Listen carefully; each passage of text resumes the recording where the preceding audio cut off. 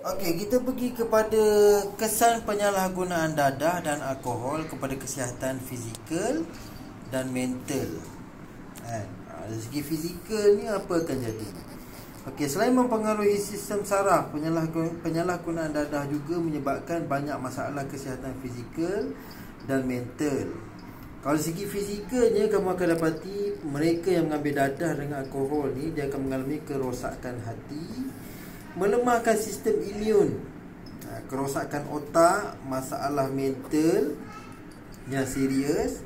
Pengambilan minuman beralkohol berlebihan juga boleh merosakkan kebanyakan bahagian dan organ badan manusia. Jadi kita tengok satu persatu. Penyakit yang pertama ialah sirosis hati.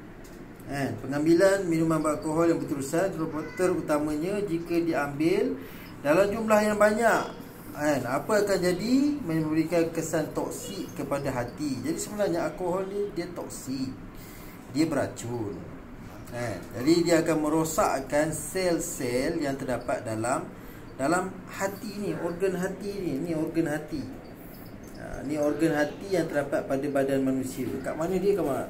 Ni badan kita, di sini. Ni hati. Yang kamu cakap hati I love you, itu hati nurani, itu jantung, Ini hati, ni hati yang proses darah kamu, makanan kamu, mana dah di zat-zat makanan diambil oleh usus ni, dah diambil, dia akan hantar ke hati dulu, hantar ke hati dulu. Di hatinya banyak enzim-enzim, protein-protein dicipta di sini.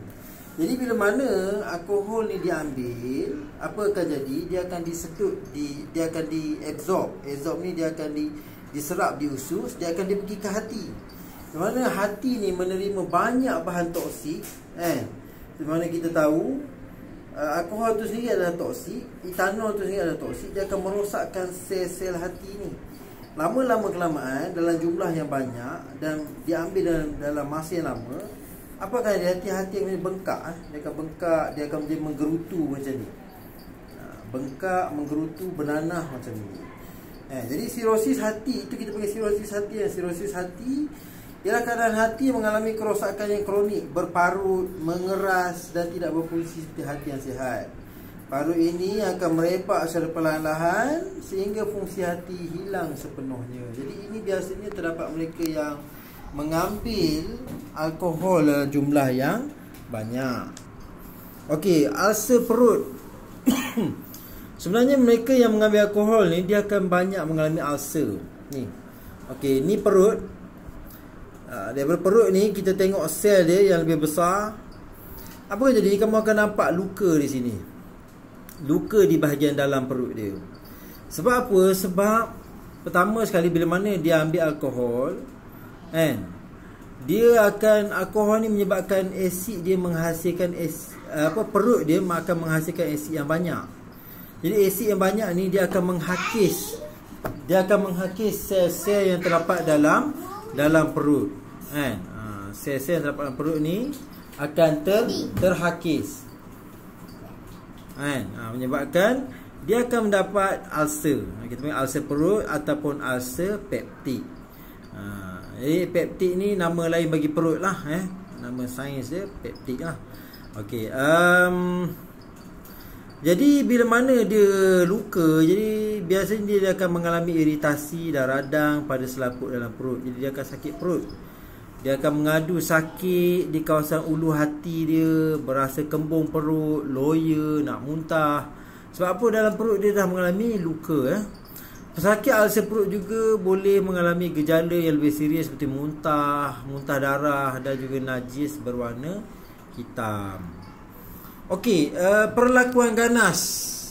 Pengambilan dadah seperti amfetamin akan mengaktifkan sel-sel otak dan meningkatkan kadar metabolisme. Pengguna akan menjadi lebih aktif, tidak dapat tidur, bersikap ganas dan agresif. Jadi nama lain bagi amfetamin dan juga metamfetamin ni, dia adalah dadah-dadah seperti syabu.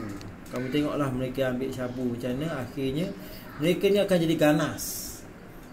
Kadang-kadang mengamuk tak tentu pasal. Sebab apa? Bila mana dia ambil dadah ni, dia tak boleh tidur. Kau bayangkan dadah ni, tak boleh tidur, kita tak tidur sehari macam mana, 2 hari tak tidur, lagilah jadi otak kita pun jadi tak betul kan. Seseorang yang minum alkohol secara berlebihan akan mabuk dan hilang kewarasan fikiran. Mereka akan berkelakuan seperti orang gila, ketawa bersorangan, bertindak di luar kawalan dan boleh menjadi ganas. Jadi alkohol pun boleh juga menyebabkan seseorang tu jadi mabuk, dan mereka bertindak bukan seperti orang yang biasalah kan. Bukan seperti orang normal. Okey, halusinasi. Dadah seperti ganja mengganggu fungsi otak. Dadah ini akan mengubah persepsi seseorang pengguna. Jadi dia akan dengar benda yang tak orang cakap pun. Dia ingat orang benci dia, nak buang dia. Dia akan rasa macam tu. Dan hal ini menyebabkan penagih itu mengalami halusinasi. Halusinasi ni dia nampak apa yang tak wujud. Dia nampak apa yang tak wujud pun kan. Paranoid. Paranoid dia takut benda yang tak ada pun. Dia risau benda yang tak wujud pun kan. Dan juga perasaan syak. Ini biasa sangat berlaku pada mereka ambil syabu kan. Syak orang sangka dia ingat orang benci dia, jadi dia mulalah mengamuk, ambil pisau bunuh ibu bapa dia. Dia kerat-kerat masuk dalam lubang jamban. Itu memang biasa berlaku pada penagih-penagih syabu dan takut terhadap orang lain kan. Halusinasi juga mungkin menyebabkan kelakuan menjadi agresif terhadap orang lain. Sebab itulah kamu dapat tengok banyak kes mengambil dadah ni, mereka ni macam tak ada hati perut. Bila mana dia bunuh orang tu, dia kerat 18 macam tu je, masuk dalam guni, terus tanam masuk dalam lubang jamban macam tu je, ataupun dia bakar macam tu je. Bila ditanya semula, mereka sebenarnya bukan nampak orang, dia nampak macam haiwan lah. Dia kata dia bunuh haiwan, dia kerat atau dia bakar. Masa dia melakukan jenayah tu, dia tak nampak itu adalah manusia. Itu halusinasi. Okey ya.